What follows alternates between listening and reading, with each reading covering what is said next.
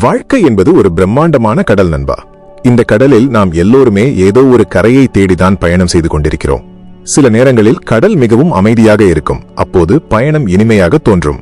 ஆனால் பல நேரங்களில் எதிர்பாராத சூறாவளிகளும் ஆக்ரோஷமான அலைகளும் நம்மை நிலைகுலைய செய்யும். புராணங்களில் ஒரு அழகான கதை இருக்கிறது, சமுத்திர மந்தனம். அதாவது தேவர்களும் அசுரர்களும் இணைந்து பார்க்கடலை கடைந்த நிகழ்வு. அவர்கள் எதற்காக கடைந்தார்கள்? அமுதம் எனப்படும் அந்த வெற்றியின் சுவையை ருசிப்பதற்காக. ஆனால் அவர்கள் அமுதத்தை எதிர்பார்த்து கடைந்த போது முதலில் வந்தது என்னவோ உயிரையே குடிக்கக்கூடிய ஆழகால விஷம். இந்த கதை வெறும் புராணம் மட்டுமல்ல, இது உனது வாழ்க்கையின் ஒரு மிகச்சரியான வரைபடம். நீ உனது லட்சியத்தை அடைய வேண்டும் என்று உனது வாழ்க்கை கடலை கடைய தொடங்கும் போது நீ வெற்றியைத்தான் முதலில் எதிர்பார்ப்பாய். ஆனால் வாழ்க்கை உனக்கு முதலில் எதை வழங்கும் தெரியுமா? அவமானங்கள், துரோகங்கள், ஏமாற்றங்கள் மற்றும் உன்னை நிலைகுலைய செய்யும் கடுமையான விமர்சனங்கள். இவைதான் உனது வாழ்க்கை பார்க்கடலில் இருந்து பொங்கி வரும் அந்த விஷம். அந்த நேரத்தில் நீ என்ன செய்வாய்? நான் அமுதத்தை தானே கேட்டேன், எனக்கு ஏன் இந்த விஷம் கிடைக்கிறது என்று பயந்து ஓடிவிடுவாயா? அல்லது அந்த விஷத்தை எதிர்கொள்ளும் துணிவை வளர்த்துக் கொள்வாயா? இப்போது ஒரு நிமிடம் கண்களை மூடி அமைதியாக அமர்ந்து கொள். உன் மூச்சை மெதுவாக உள்ளே இழுத்து மெதுவாக வெளியே விடு. உன்னை சுற்றி ஒரு பேரமைதி நிலவுவதாக கற்பனை செய்து கொள். இப்போது உன்னை காயப்படுத்திய அந்த தருணங்களை நினைத்துப்பார். யாரோ ஒருவன் உன்னை மட்டமாக பேசியிருப்பான், நீ மிகவும் நேசித்த ஒருவன் உனக்கு துரோகம் செய்திருப்பான், அல்லது உனது உழைப்பை கேலி செய்திருப்பார்கள். அந்த நினைவுகள் வரும்போது உன் நெஞ்சுக்குள் ஒரு பாரம் ஏற்படுகிறதல்லவா? ஒருவிதமான எரிச்சல் எழுகிறதல்லவா? அதுதான் உனக்குள் இருக்கும் விஷம். அந்த விஷம் உன்னை மெல்ல மெல்ல அழித்துக் கொண்டிருக்கிறது, உனது அமைதியை கெடுக்கிறது. சிவன் ஏன் அந்த ஆழகால விஷத்தை ஏற்றுக்கொண்டார்? பிரபஞ்சத்தை காக்க அவர் அந்த விஷத்தை அருந்தினார். ஆனால் இங்கே நீ உனது உலகத்தை காக்க வேண்டும். உன்னை சுற்றி இருப்பவர்கள் வீசும் அந்த நச்சு வார்த்தைகள், உனது மன அமைதியை சீர்குலைக்க அவர்கள் செய்யும் அந்த சூழ்ச்சிகள், இவை அனைத்தையும் நீ எப்படி எதிர்கொள்ளப் போகிறாய்? பல நேரங்களில் நாம் என்ன செய்கிறோம் தெரியுமா? யாராவது நம்மை திட்டினால் நாமும் பதிலுக்கு அவர்களை திட்டுகிறோம். யாராவது நமக்கு துரோகம் செய்தால் நாமும் அவர்களுக்கு துரோகம் செய்ய துடிக்கிறோம். இது எப்படி இருக்கிறது என்றால், ஒருவன் உன் மீது விஷத்தை ஊற்றுகிறான், நீ அந்த விஷத்தை உன் கைகளால் அள்ளி மீண்டும் அவன் மீது ஊற்ற முயற்சி செய்கிறாய். இந்த செயலில் அவன் மீது விஷம் படுகிறதோ இல்லையோ, அந்த விஷம் உன் கைகளை தீர்த்துவிடும் என்பதுதான் நிதர்சனமான உண்மை. இந்த முதல் அத்தியாயத்தில் நாம் கற்றுக்கொள்ள வேண்டிய மிக முக்கியமான பாடம் என்னவென்றால், எதிர்பார்ப்புகளை தற்காலிகமாக துறப்பது. நீ ஒரு செயலை தொடங்கும் போது அதில் கசப்பான அனுபவங்கள் வரும் என்பதை முன்கூட்டியே ஏற்றுக்கொள். ஒரு சிற்பி ஒரு கல்லை செதுக்கும் போது அந்த கல்லிலிருந்து தேவையற்ற பகுதிகள் சிதறி விழத்தான் செய்யும். அதே போலத்தான் நீ உன்னை செதுக்கும் போது உன்னை சுற்றியுள்ள தேவையற்ற மனிதர்களும் அவர்களின் கசப்பான வார்த்தைகளும் சிதறி விழும். அந்த சிதறல்களை கண்டு நீ அஞ்ச தேவையில்லை. அவை நீ ஒரு அழகான சிலையாக மாறப்போகிறாய் என்பதற்கான முதல் அடையாளம். சிவபெருமானை ஒரு யோகியாக நினைத்துப்பார். அவர் இமயமலையின் உச்சியில் உறையும் பனியில் எவ்வித சலனமுமின்றி அமர்ந்திருக்கிறார். அவரை சுற்றி என்ன நடந்தாலும் அவர் தனது உள்நோக்கிய பயணத்தில் உறுதியாக இருக்கிறார். அதே உறுதி உனக்கு தேவை. உனது வாழ்க்கை கடலில் இருந்து விஷம் பொங்கி வரும்போது நீ பதற்றமடையாதே. அந்த விஷம் உனது பயணத்தின் ஒரு பகுதி என்பதை உணர்ந்து கொள். வெற்றி பெறுபவன் அமுதத்தை மட்டும் ரசிப்பவன் அல்ல, விஷத்தை எதிர்கொள்ளும் பக்குவம் கொண்டவன். நீ அந்த பக்குவத்தை அடையப் போகிறாய். உன்னை தாக்கும் அந்த எதிர்மறையான அதிர்வுகள் உன்னை ஏன் காயப்படுத்துகின்றன தெரியுமா? நீ அந்த விஷத்தை உனது ஆன்மாவிற்குள் அனுமதிப்பதால்தான். ஒரு படகு தண்ணீரில் மிதக்கலாம், ஆனால் அந்த தண்ணீர் படகிற்குள் புகுந்தால் மட்டும்தான் படகு மூழ்கும். அதே போல இந்த உலகம் எத்தனை கசப்பான விஷங்களை கக்கினாலும் அதை நீ உனது இதயத்திற்குள் அனுமதிக்காதவரை உன்னை எவராலும் வீழ்த்த முடியாது. இவர்கள் பேசுவது இவர்களுடைய குணம், அது என்னை சார்ந்தது அல்ல என்ற தெளிவு உனக்கு வரும்போது அந்த விஷம் உன்னை பாதிக்காமல் உன் காலடியில் விழுந்துவிடும். இப்போது உன் மனதிற்குள் ஒரு தீர்மானத்தை எடு. இன்று முதல் என் மீது வீசப்படும் எந்த ஒரு கசப்பான சொல்லும் என் அமைதியை குலைக்காது. நான் ஒரு நீலகண்டனாக மாறப்போகிறேன். வரும் விஷத்தை நான் வெறுப்போடு பார்க்க மாட்டேன், அதை ஒரு பாடமாக பார்ப்பேன். இந்த தெளிவு பிறக்கும் போது உனது இதயம் லேசாவதை நீ உணர்வாய். அந்த பாரம் குறையும். ஆனால் விஷத்தை அருந்துவது என்பது ஒரு கலை. சிவன் அந்த விஷத்தை விழுங்கவும் இல்லை, உமிழவும் இல்லை. அதை தனது தொண்டையிலேயே நிறுத்தினார். அது ஏன்? அந்த நுட்பமான ரகசியத்தை நாம் புரிந்து கொள்ள வேண்டும். அந்த விஷம் ஏன் இதயத்திற்கு செல்லக்கூடாது? அதை எப்படி தொண்டையிலேயே நிறுத்தி உனது அடையாளமாக மாற்றுவது? உன்னை வீழ்த்த வந்த விஷத்தை உனது கௌரவமாக மாற்றுவது எப்படி? வாழ்க்கையின் இந்த பெரும் போராட்டத்தில் நாம் அடுத்த கட்டத்திற்கு நகர வேண்டிய நேரம் இது. உனது காயங்களை நீ எப்படி உனது கிரீடமாக மாற்றப் போகிறாய் என்பதை நோக்கி நமது பயணம் தொடர்கிறது. அந்த ரகசியத்தை உணரும்போது உன்னை அவமானப்படுத்திய அதே மனிதர்கள் உன் வெற்றியைக் கண்டு வியந்து நிற்பார்கள். அமைதியாக இரு நண்பா, பிரபஞ்சம் உனக்கு அந்த வலிமையை தர காத்திருக்கிறது. சிவன் அந்த விஷத்தை ஏன் விழுங்கவில்லை, அல்லது ஏன் அதை வெளியே துப்பவில்லை என்ற ஒரு கேள்வி உனக்குள் இப்போது எழுந்திருக்கும். இதற்கு பின்னால் இருக்கும் அந்த மாபெரும் சூக்ஷ்மம்தான் உனது மன அமைதியை காக்கும் மிகப்பெரிய ஆயுதம். அந்த விஷம் சிவபெருமானின் வயிற்றுக்குள் சென்றிருந்தால் அவருக்குள் இருக்கும் பிரபஞ்சம் அழிந்திருக்கும். அவர் அதை வெளியே துப்பியிருந்தால் அவரை சுற்றியிருந்த உலகம் அழிந்திருக்கும். அதனால்தான் அவர் அதை தனது தொண்டையிலேயே நிறுத்தினார். இந்த தொண்டை என்பது வெறும் உடல் உறுப்பு அல்ல, இது ஒரு ஃபில்டர். உனது வாழ்க்கையில் வரும் விமர்சனங்களையும் அவமானங்களையும் நீ எங்கே நிறுத்த வேண்டும் என்பதற்கான ஒரு குறியீடு இது. இப்போது உன் இதயத்தின் மீது உனது கையை வைத்துக்கொள். உன் இதயம் எவ்வளவு மென்மையானது என்பதை உணர்ந்து பார். அங்கே அன்பு, கருணை, அமைதி மற்றும் உனது லட்சியங்கள் குடியிருக்கின்றன. அந்த புனிதமான இடத்திற்குள் யாரோ வீசிய ஒரு கசப்பான சொல் நுழைந்துவிட்டால் என்னவாகும்? அந்த விஷம் உனது அன்பை கொன்றுவிடும், உனது தன்னம்பிக்கையை சிதைத்துவிடும். அதனால்தான் விஷத்தை இதயத்திற்குள் கொண்டு செல்லாதே என்று சிவன் நமக்கு உணர்த்துகிறார். யாராவது உன்னை பார்த்து நீ எதற்கும் லாயக்கற்றவன் என்றோ அல்லது உன்னால் இதை செய்ய முடியாது என்றோ சொல்லும்போது அந்த வார்த்தைகள் உன் காதுகளை வந்தடைகின்றன. அதுதான் தொண்டை என்னும் பகுதி. அங்கே நீ ஒரு நொடி அந்த வார்த்தையை நிறுத்த வேண்டும். அதை அப்படியே விழுங்கி உன் இதயத்திற்குள் கொண்டு சென்றால் நீ உன்னை பற்றியே சந்தேகப்படத் தொடங்குவாய். ஒருவேளை அவர்கள் சொல்வது சரியாக இருக்குமோ என்று நீ நினைக்க தொடங்கும் போது அந்த விஷம் வேலை செய்ய தொடங்கிவிட்டது என்று அர்த்தம். ஆனால் அதே வார்த்தையை உனது தொண்டையிலேயே நிறுத்தி, இது அவர்களது கருத்து, இது என் உண்மை அல்ல என்று ஒரு சாட்சியாக நின்று கவனிக்கும் போது அந்த விஷம் தனது சக்தியை இழந்து விடுகிறது. நீ அதை விழுங்கவும் இல்லை, அதனால் உனது அக உலகம் பாதிக்கப்படவில்லை. நீ அதை திருப்பி திட்டி வெளியே துப்பவும் இல்லை, அதனால் உனது புற உலகம் வீணான சண்டைகளால் பாதிக்கப்படவில்லை. அந்த இடத்தில் நீ ஒரு நீலகண்டனாக மாறுகிறாய். இந்த நிலையை அடைய உனக்கு ஒருவிதமான நிச்சலனம் தேவை. ஒரு தெளிந்த குளத்தில் ஒரு கல்லை வீசினால் அலைகள் உண்டாகும். ஆனால் ஒரு மாபெரும் கடலில் ஒரு பாறையை தூக்கி போட்டால் அந்த பாறை உள்ளே சென்றுவிடும். கடல் எப்போதும் போல தனது கம்பீரத்தோடு இருக்கும். நீ ஒரு குளமாக இருக்கப் போகிறாயா அல்லது கடலாக இருக்கப் போகிறாயா? உனது இதயம் ஒரு கடலை போல ஆழமானதாக இருக்க வேண்டும். அங்கே சிறிய இழிச்சொற்கள் ஊடுருவ முடியாது. உனக்கு இழைக்கப்பட்ட அநீதிகளை நினைத்து நீ இரவெல்லாம் தூங்காமல் தவித்துக் கொண்டிருக்கிறாய் என்றால் நீ அந்த விஷத்தை விழுங்கிவிட்டாய் என்று பொருள். அந்த நஞ்சு உன் இரத்தத்தில் கலந்து உன்னை சோர்வடையச் செய்கிறது. அந்த சோர்விலிருந்து விடுபட முதலில் நீ அந்த செய்தியை உனது சுயத்திலிருந்து பிரித்து பார்க்க பழக வேண்டும். உன்னை பற்றி யாரோ ஒருவன் தவறாக பேசுவது என்பது ஒருவன் உனக்கு கொடுக்கும் பரிசு போன்றது. அவன் உனக்கு ஒரு கசப்பான பரிசை கொடுக்கிறான். நீ அதை வாங்க மறுத்துவிட்டால் அந்த பரிசு யாரிடம் இருக்கும்? மீண்டும் அவனிடமேதான் இருக்கும். அவன் வீசிய நஞ்சு அவனையே காயப்படுத்தும். நீ அதை வாங்கிக் கொண்டு, ஏன் எனக்கு இப்படி ஒரு பரிசை கொடுத்தாய் என்று அழுது கொண்டிருந்தால் நீ அவனது சூழ்ச்சியில் சிக்கிவிட்டாய். சிவன் நமக்கு கற்றுத்தரும் அந்த ஆழமான மௌனம் இதுதான். ஒருவன் கோபமாக பேசும்போது நீ பதிலுக்கு கோபப்படாமல் அமைதியாக அவனை பார்த்தால் அவனது கோபம் ஒரு சுவற்றில் மோதி திரும்பும் பந்து போல அவனிடமே திரும்பிச் செல்லும். உனது அமைதி என்பது பலவீனம் அல்ல, அது அந்த விஷத்தை முறிக்கும் ஒரு மருந்து. இப்போது மெதுவாக மூச்சை உள்ளே இழுத்து உனது தொண்டை பகுதியில் ஒரு நீல நிற ஒளி படர்வதாக கற்பனை செய்து கொள். அந்த ஒளி உன்னை பாதுகாக்கும் ஒரு கவசம். உன்னை நோக்கி வரும் ஒவ்வொரு எதிர்மறையான எண்ணமும் ஒவ்வொரு கசப்பான சொல்லும் அந்த நீல ஒளியில் பட்டு தெரித்து வெளியேறுகிறது. உனது இதயம் இப்போது ஒரு மலர்ந்த தாமரையைப் போல தூய்மையாகவும் மென்மையாகவும் இருக்கிறது. அங்கே எந்த விஷமும் இல்லை. அங்கே இருப்பது வெறும் அமைதி மட்டும்தான். இந்த நிலையை நீ உணரும்போது உன்னை சுற்றியுள்ள உலகம் உனக்கு ஒரு நாடகம் போல தோன்றும். யாரோ ஒருவன் கத்துகிறான், யாரோ ஒருவன் ஏமாற்றுகிறான், ஆனால் எதுவுமே உன்னை தீண்டவில்லை. நீ ஒரு மலை போல அசைவற்று நிற்கிறாய். இந்த மனநிலை உனக்கு ஒரு மிகப்பெரிய சுதந்திரத்தை தரும். நீ இனி மற்றவர்களின் பாராட்டுக்காக ஏங்க மாட்டாய், மற்றவர்களின் விமர்சனத்தை கண்டு அஞ்ச மாட்டாய். ஏனெனில் உனது மகிழ்ச்சியின் சாவி உன்னிடமே இருக்கிறது. விஷத்தை இதயத்திற்குள் அனுமதிக்காத ஒருவனால் மட்டுமே இந்த உலகத்தை அன்பால் ஆள முடியும். ஒரு மருத்துவர் நோயாளியின் காயத்தை பார்க்கும்போது அருவருப்படைய மாட்டார். அவர் அதை ஒரு நோயாக பார்த்து அதை குணப்படுத்த முயல்வார். அதேபோல உன்னை துன்புறுத்தும் மனிதர்களை நீ ஒரு நோயாளியாக பார்க்க பழகிவிடுவாய். அவர்களுக்குள் இருக்கும் ஏதோ ஒரு வழிதான் அவர்களை இப்படி பேச வைக்கிறது என்ற கருணை உனக்குள் மலரும்போது நீ அந்த விஷத்தை மருந்தாக மாற்றிவிட்டாய் என்று அர்த்தம். ஆனால் இந்த அமைதியை காக்க உனக்கு ஒரு கவசம் தேவை. அந்த பெரிய கவசத்தின் பெயர்தான் மௌனம். இந்த மௌனம் என்பது வெறும் வார்த்தைகளை நிறுத்துவது மட்டுமல்ல, உனது எண்ணங்களை ஒரு தற்காப்பு வளையத்திற்குள் கொண்டு வருவது. இந்த மௌனம் எப்படி உன்னை பாதுகாக்கிறது? ஒருவன் உன்னை சீண்டும் போது நீ ஏன் மௌனமாக இருக்க வேண்டும்? அந்த மௌனத்திற்கு பின்னால் இருக்கும் சிவபெருமானின் அந்த அதிரடி திட்டம் என்ன? வெறும் அமைதியாக இருப்பதால் மட்டும் விஷத்தை முறித்துவிட முடியுமா, அல்லது அந்த மௌனத்திற்குள் ஒரு மறைமுக ஆற்றல் ஒளிந்திருக்கிறதா? இதை புரிந்து கொள்ளும் போது உனது எதிரிகள் உனது அமைதியை கண்டு நடுங்கத் தொடங்குவார்கள். உனது மௌனம் அவர்களுக்கு ஒரு மிகப்பெரிய கேள்வியாக மாறும். அந்த மௌனத்தின் ரகசியத்தை நோக்கி நாம் இப்போது நகர வேண்டியிருக்கிறது. அந்த தெய்வீக கவசம் உன்னை சுற்றி எப்படி உருவாகிறது என்பதை அடுத்ததாக நாம் ஆழமாக உணரப்போகிறோம். உன் மனதை இன்னும் அமைதிப்படுத்திக் கொள் நண்பா. இதோ உனக்கான அந்த மௌன போர் வீரன் தயாராகிக் கொண்டிருக்கிறான். உனது தொண்டையிலேயே அந்த விஷத்தை நிறுத்தி உனது அக உலகத்தை பாதுகாத்துக் கொள்ளும் அந்த வித்தையை கற்றுக்கொண்ட பிறகு இப்போது உனக்கு ஒரு வலிமையான ஆயுதம் தேவைப்படுகிறது. அந்த ஆயுதம் உனது கைகளில் ஏந்தும் வாளோ அல்லது கேடயமோ அல்ல. அது உனது உதடுகளில் பூட்டிக் கொள்ளும் மௌனம். மௌனம் என்றால் எதையும் பேசாமல் ஊமையாக இருப்பது என்று அர்த்தமல்ல.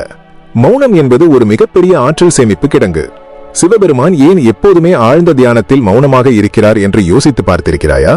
அவர் மௌனமாக இருக்கும்போதுதான் இந்த பிரபஞ்சத்தின் முழு ஆற்றலும் அவருக்குள் திரண்டு நிற்கிறது. அதே சூட்சுமத்தை தான் நீ உனது வாழ்க்கையிலும் பயன்படுத்தப் போகிறாய்.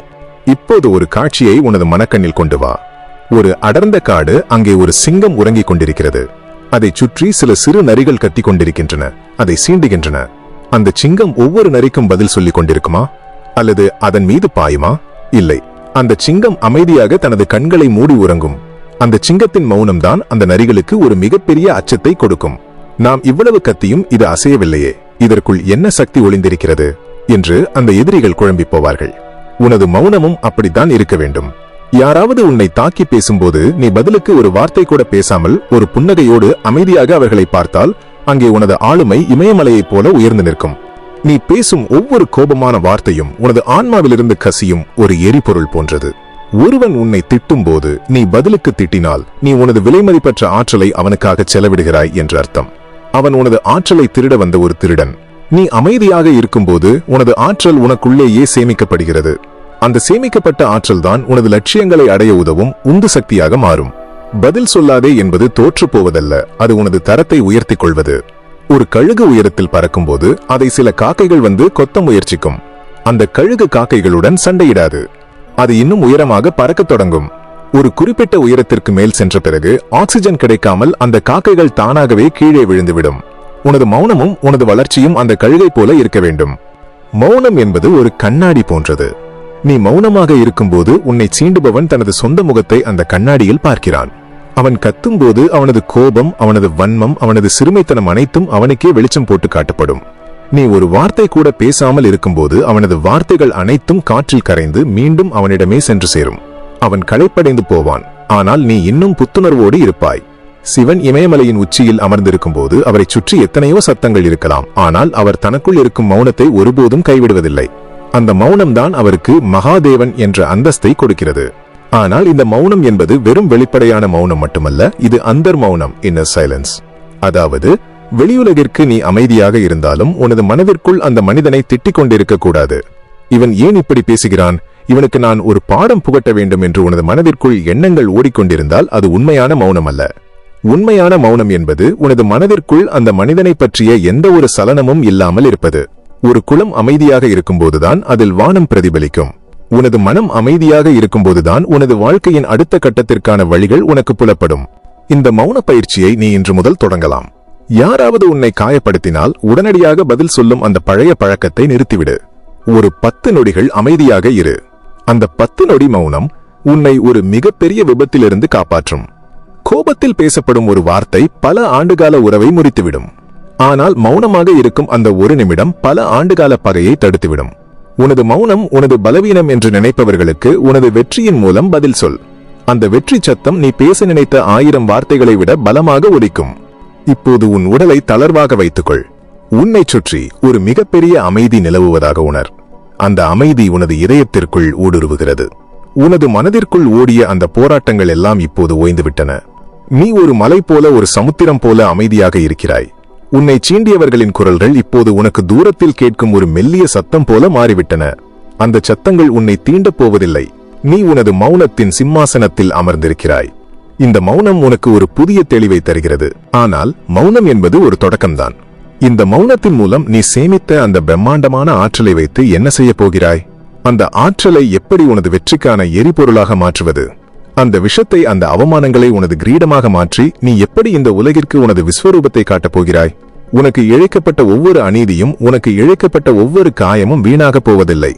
அவை அனைத்தும் உன்னை ஒரு புதிய உயரத்திற்கு தள்ளப் போகின்றன. அந்த மாற்றத்தின் ரகசியம் என்ன? உனது வலியை நீ எப்படி உனது வலிமையாக மாற்றப் போகிறாய்? அதைத்தான் நாம் அடுத்ததாக காணப்போகிறோம். தயாராக இரு நண்பா. உனது மௌனம் இப்போது ஒரு புயலாக மாற தயாராகிக் கொண்டிருக்கிறது. மௌனத்தின் மூலம் நீ சேமித்த அந்த பிரம்மாண்டமான ஆற்றலை இப்போது எங்கே செலுத்தப் போகிறாய்? மௌனம் என்பது ஒரு கருப்பை போன்றது. அதற்குள் உனது புதிய வடிவம் உருவாகிக் கொண்டிருக்கிறது. சிவபெருமான் அந்த விஷத்தை அருந்திய பிறகு அவரது கண்டம் நீல நிறமாக மாறியது. அந்த நீல நிறத்தை அவர் மறைக்கவில்லை. அதை ஒரு தழும்பாக கருதி அவர் வருந்தவில்லை. மாறாக அந்த நீல நிறமே அவருக்கு நீலகண்டன் என்ற ஒரு உன்னதமான பெயரையும் ஒரு தனித்துவமான அழகையும் கொடுத்தது. உலகை காக்க அவர் ஏற்ற அந்த நஞ்சு அவருக்கு ஒரு அணிகலனாக மாறியது.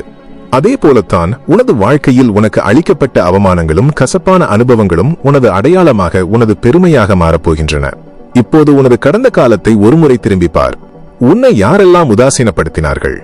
உனது கனவுகளை பார்த்து யாரெல்லாம் எள்ளி நகையாடினார்கள்? அந்த தருணங்களில் உன் இதயம் அடைந்த வலி இருக்கிறதே, அதுதான் உனது வெற்றிக்கான மிகச்சிறந்த எரிபொருள். ஒரு ராக்கெட் விண்ணை சீறிக்கொண்டு செல்ல வேண்டுமென்றால் அதன் பின்னால் ஒரு மிகப்பெரிய நெருப்பை எரிய வேண்டும். அதேபோல ஒரு மனிதன் சாதாரண வாழ்க்கையிலிருந்து விடுபட்டு ஒரு மகா சக்தியாக மாற வேண்டுமென்றால் அவனுக்கு பின்னால் அவமானங்கள் என்னும் நெருப்பு எரிய வேண்டும். அந்த நெருப்பை நீ கோபமாக வெளிப்படுத்தினால் அது புகையாக மாறி மறைந்துவிடும். ஆனால் அந்த நெருப்பை நீ உனது இலக்கின் மீது செலுத்தினால் அது உன்னை உலகமே வியக்கும் உயரத்திற்கு தூக்கிச் செல்லும். என்னால் முடியாது என்று சொன்னவர்களின் வார்த்தைகளை ஒரு காகிதத்தில் எழுதி வைத்துக்கொள். அவர்கள் உன்னை நோக்கி எரிந்த கற்களை எல்லாம் ஒன்றாக சேகரித்து வை. அந்த கற்களை கொண்டு மற்றவர்களை தாக்காதே. அந்த கற்களை கொண்டே உனது வெற்றி கோட்டையை நிர்மாணி. நீலகண்டன் அந்த விஷத்தை தனது தொண்டையில் நிறுத்தி வைத்திருப்பது போல உனது வைராக்கியத்தை உனது மூச்சில் நிறுத்திவை.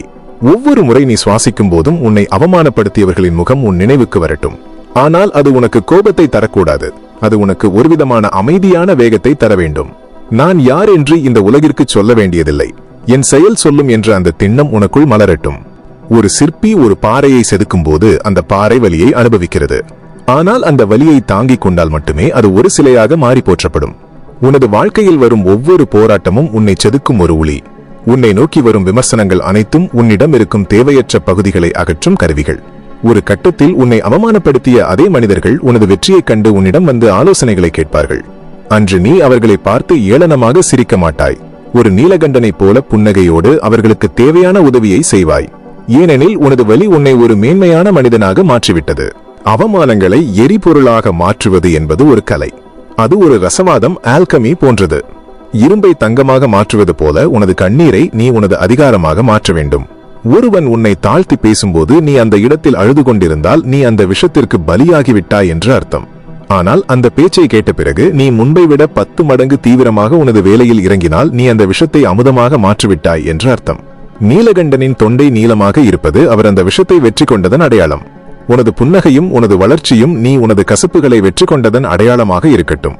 இந்த மாற்றத்திற்கு பிறகு உனது பேச்சு குறையும், உனது செயல் கூடும். நீ எதை செய்தாலும் அதில் ஒரு தெய்வீகத்தன்மை இருக்கும். ஒரு வேலையை செய்யும் போது நீ அதை உலகத்திற்காக செய்ய மாட்டாய். உனக்குள் இருக்கும் அந்த மகாசக்திக்காக செய்வாய். அந்த ஒருங்கிசைவு ஏற்படும் போது உனக்கு தடைகளே இருக்காது. உனது எதிரிகள் உனது வேகத்தை கண்டு மிரண்டு போவார்கள். இவனை என்ன செய்தாலும் வீழ்த்த முடியவில்லையே, இவன் எப்படி இவ்வளவு அமைதியாக இருக்கிறான் என்று அவர்கள் வியப்பார்கள். உனது அமைதியே அவர்களுக்கு புரியாத ஒரு புதிராக மாறும். நீ ஒரு தனி மனிதனாக போராடவில்லை, இந்த பிரபஞ்சமே உனது கரங்களில் இருந்து செயல்படுகிறது என்பதை அவர்கள் உணரத் தொடங்குவார்கள். இப்போது உன் மனதிற்குள் ஒரு ஆழ்ந்த அமைதியை உணர்.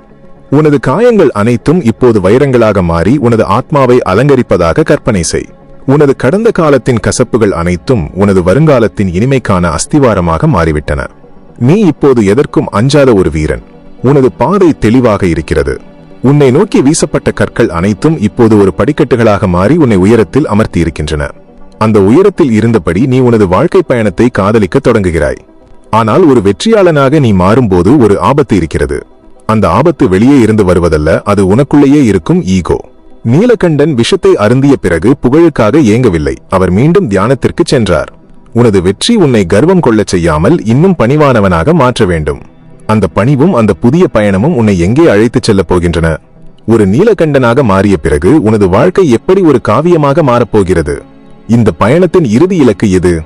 உன்னையே நீ முழுமையாக உணர்ந்து பிரபஞ்சத்தோடு ஒன்றாக கலக்கும் அந்த அற்புதமான தருணம் இப்போது நெருங்கிவிட்டது. உனது விஸ்வரூபத்தை நீ காணத் தயாராக இருக்கிறாய். உனது வலிமை இப்போது கருணையாக மாறப்போகிறது. அந்த மேன்மையான நிலையை நோக்கி நமது பயணத்தின் இறுதி அத்தியாயம் உன்னை வழிநடத்த காத்திருக்கிறது.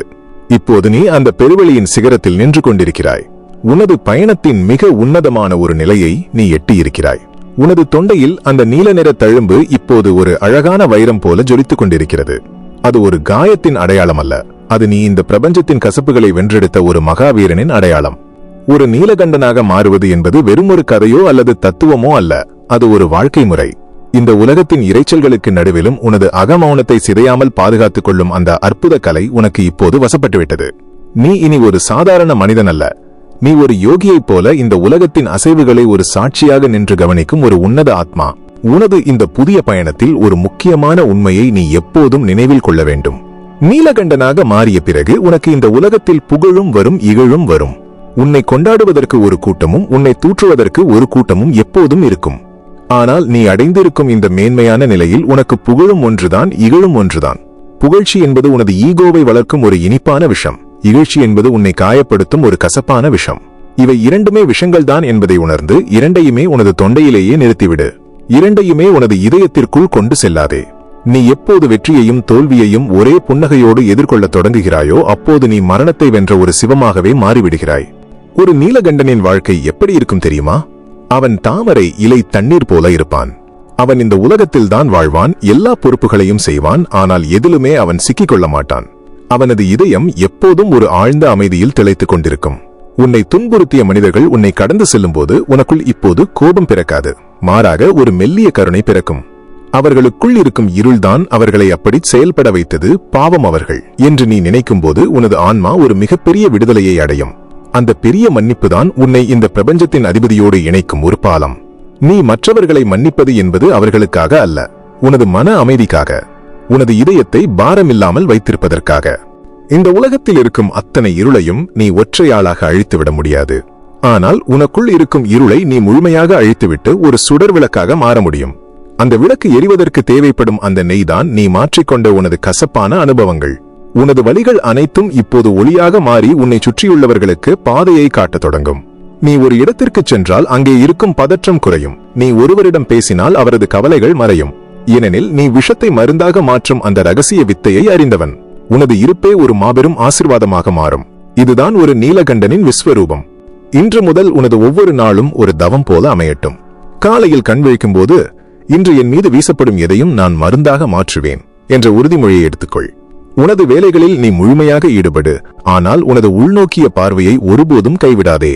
யாராவது உன்னை கோபப்படுத்த முயற்சித்தால் உனது தொண்டையில் இருக்கும் அந்த நீல ஒளியை நினைத்துப்பார். அந்த ஒளி உனது நிதானத்தை திரும்ப கொடுக்கும். இரவு உறங்கச் செல்லும் போது அன்றைய தினத்தின் கசப்புகள் அனைத்தையும் ஒரு சாம்பலாக கருதி உனது நெற்றியில் தரித்துக்கொள். அந்த சாம்பல் உனக்கு ஒரு பாடத்தை சொல்லும், எதுவுமே நிலையானதல்ல, இந்த வலியும் கடந்து போகும். நீ தேடிக்கொண்டிருந்த அந்த பேரமைதி உனக்கு வெளியே எங்கும் இல்லை நண்பா, அது உனக்குள்ளேயே ஒரு ஊற்றாக எப்போதும் சுரந்து கொண்டிருக்கிறது.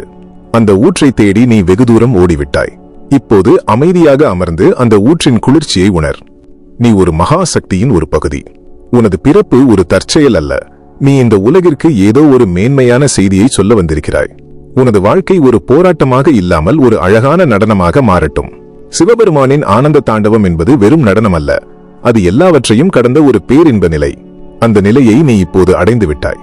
இந்த பயணத்தின் இறுதித் திரையை நாம் நெருங்கிவிட்டோம்.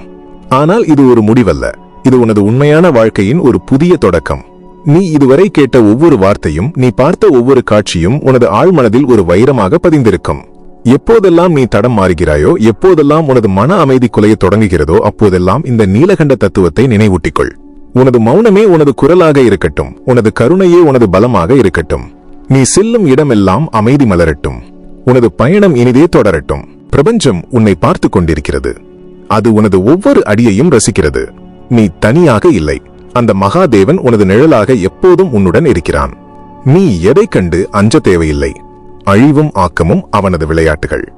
நீ அந்த விளையாட்டின் ஒரு அழகான அங்கம்.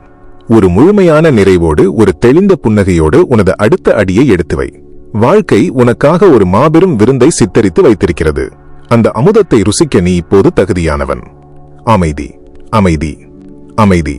உனது ஆன்மா இப்போது பிரபஞ்சத்தோடு கைகோர்த்து விட்டது. வாழ்க வளமுடன்.